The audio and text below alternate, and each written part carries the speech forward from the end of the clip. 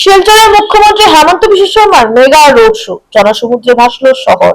শিলচর আসন্ন বিধানসভা নির্বাচনকে সামনে রেখে শিলচরে জোরদার নির্বাচনী প্রচারে নামলেন বিজেপি। শুক্রবার সন্ধ্যায় ইটখলা ময়দান থেকে এক বিশাল মেগা রোড শোর সূচনা করেন অসমের মুখ্যমন্ত্রী ডাক্তার হিমন্ত বিশ্ব শর্মা।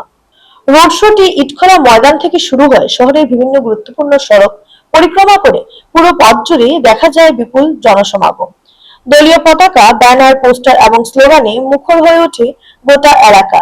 হাজার হাজার বিজেপি কর্মী ও সমর্থকের উপস্থিতিতে কার্যত জনসমুদ্রে পরিণত হয় শিলচরের রাজপথ।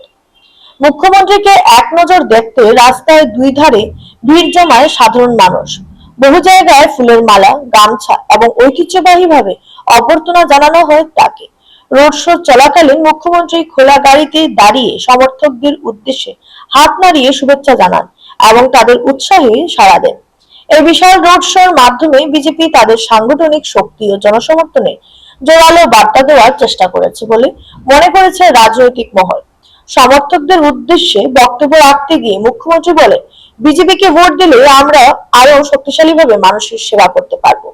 উন্নয়নের ধারাকে এগিয়ে নিয়ে যেতে আপনাদের সমর্থন অত্যন্ত জরুরি। তিনি আরো বলেন, বরাক উপত্যকার সার্বিক উন্নয়ন, কর্মসংস্থান বৃদ্ধি এবং অবকাঠামো উন্নয়নের লক্ষ্যে বিজেপি সরকার একাধিক প্রকল্প হাতে নিয়েছে, যা আগামী দিনে আরো জোরদার করা হবে।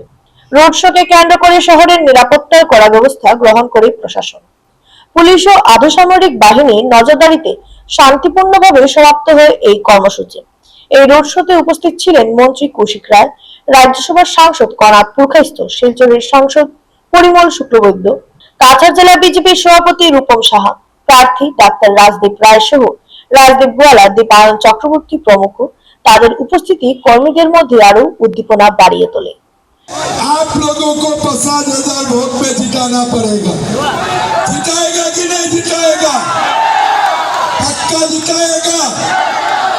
और उदयबन अभी सिलचर का कितना वार्ड उदयबन में आ गया? कितना वार्ड? 9 वार्ड सिलचर टाउन का, सिटी का अभी उदयबन में आ गया। उदयबन में राजदीप गोवाला हमारे उम्मीदवार है। सिलचर की खूब सेवा किया।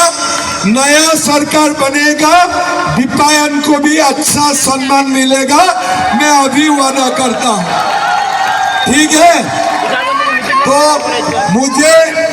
मुझे गुवाहाटी लौट के जाना है चुनाव के लिए। आज 3 तारीख हो गई है, कैंपेन ओनली 4 डेज बाकी है, तो मैं गुवाहाटी में लौट के जाना है। आप लोग से मैं विदा मांगता हूँ, लेकिन चुनाव जीतने का बाद, सरकार होने का बाद पहला सप्ताह में मैं ही दोबारा मैं सिलचर में आ जाऊंगा।